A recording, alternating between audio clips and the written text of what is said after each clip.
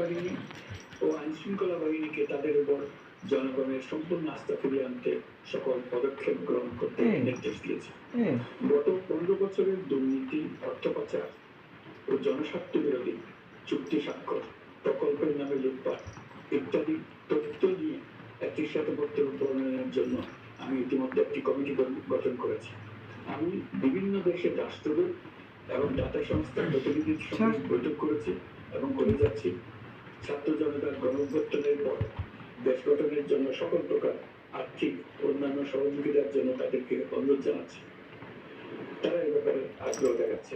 তাদের কাছে আমাদের প্রস্তাব সুযোগ প্রণয়ন করে দ্রুত পাঠানোর ব্যবস্থা নিয়েছে। তাদেরকে অনুরোধ জানিয়েছে তারা যেন পরিস্থিতির কারণে অতি দ্রুত অর্থ ছাড় করার ব্যবস্থা নেয়।